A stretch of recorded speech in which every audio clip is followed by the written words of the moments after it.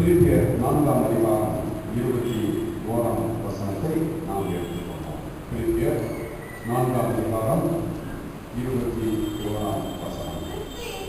கிறிஸ்து இயேசுவுக்குள்ளான பரிசுத்தவான்கள் யாவருக்கும் வாழ்த்துதல் சொல்லுங்கள்.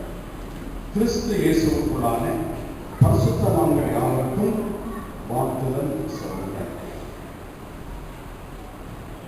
ஒருவேளை பரிசுத்தவான்கள் என்று சொல்லும் பொழுது நம்முடைய எதிர்பார்ப்புகள், நாம் வைத்திருக்கக்கூடிய அளவுகோல் முற்றிலும் வேறுபட்டது. நாம் என்ன நினைக்கிறோம் என்றால், பரிசுத்தவான்கள் என்றால் அவர்கள் தான் இருப்பார்கள். நம்மளாம் பரிசுத்தவான்கள் அல்ல. பரிசுத்தவான்கள் என்பது ஒரு கூட்டத்தார்.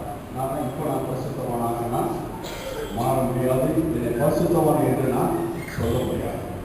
பரிசுத்தத்துக்கும் எனக்கும் வெகு தூரம், பரிசுத்தவான்களுக்கும் எங்களுக்கும் வெகு தூரம் என்று அநேகர் நினைக்கலாம். ஆனால் வேதத்திலே பார்ப்போமானால் பரிசுத்தவான்கள் வேறு யாரும் அல்ல, திருச்சபையின் மக்களாகிய நாம் தான் பரிசுத்தவான்கள். நாம் தான் பரிசுத்தவான்கள். நாம் நினைத்தாலும் நினைக்காவிட்டாலும் பரிசுத்தவான்கள் என்ற அளவுகோலை நமக்கு வைத்தாலும் வைக்காவிட்டாலும் ஆண்டவருடைய பார்வையில் நாம் அனைவரும் பரிசுத்தவான்கள். அப்போஸ்தலர் நடவடிக்கைகள் 9ஆம் அதிகாரம் 13ஆம் வசனத்தை பார்ப்போமானால், அப்போஸ்தலர் 9ஆம் அதிகாரம் 13ஆம் வசனத்தை பார்க்கும் பொழுது,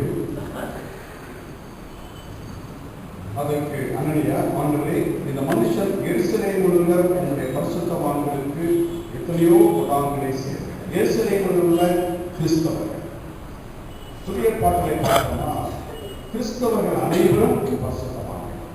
இன்னைக்கு நம்ம சொல்றோம், மேலவாசல் திருச்சபை கிறிஸ்தவர்கள், கத்தீட்ரல் திருச்சபை கிறிஸ்தவர்கள், ஆல் செயின்ட்ஸ் திருச்சபை கிறிஸ்தவர்கள், திருச்சபையாகி என்று சொல்றோம். ஆனால் புதிய பாட்டு காலத்திலே அந்த சபையின் கிறிஸ்தவர்கள் அனைவரும் பரிசுத்தவான்கள்.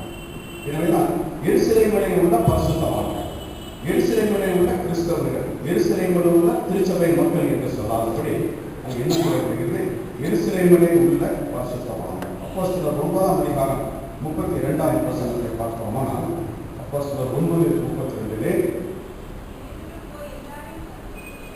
பேதுரு போய் எல்லாரையும் சந்தித்தவர்கள், அவன் லித்தா ஊரிலே குடியிருக்கிற பரிசுத்தவான். லித்தா ஊரிலே குடியிருக்கிற கிறிஸ்தவர்கள் என்று சொல்லவில்லை, லித்தா ஊரிலே குடியிருக்கிற பரிசுத்தவான்.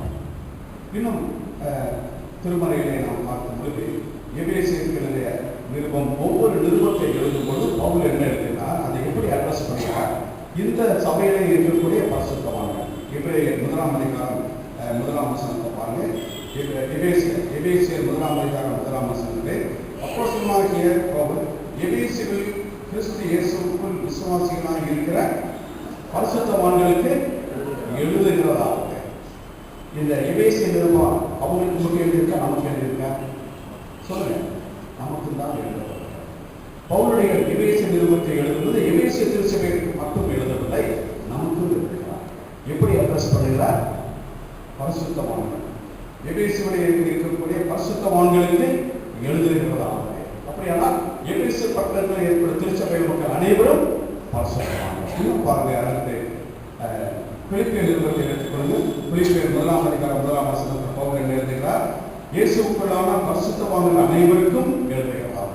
பிலிப்பு பட்டணத்திலே இருக்கக்கூடிய பரிசுத்தவான்கள் அனைவருக்கும் நான் எழுதுகிறேன். இன்னும் அதே விதமாக கொலோசிய நிருபத்தை எடுத்துக்கொள்ளுங்கள்.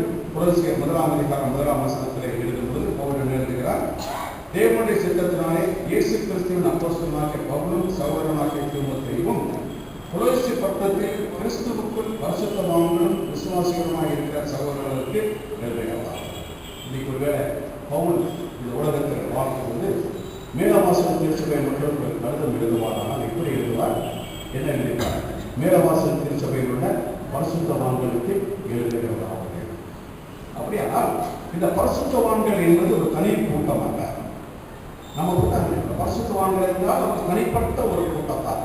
நம்மனா அந்த பரிசுத்தவான்களின் கூட்டத்தாரோடு சேர்ந்தவர்கள் அல்ல என்று சொல்லி நாம் நினைக்கிறோம். ஆனால் வேதத்தின் அடிப்படையில் பார்க்கப்பட்டது கிறிஸ்துவை ஏற்றுக்கொண்ட அனைவரும் பரிசுத்தவான்கள். அநேக இடங்களிலே பார்ப்போமானால் எருசலேமில் உள்ள பரிசுத்தவான்கள், லித்தாவிலே இருக்கக்கூடிய பரிசுத்தவான்கள், பிலிப்பு பட்டணத்தில் பரிசுத்தவான்கள், பெர்சியன் சபையர் திருச்சபையில் உள்ள பரிசுத்தவான்கள் என்று சொல்லி கிறிஸ்தவர்கள் அனைவரும் பரிசுத்தவான்களின் பட்டியலிலே நாம்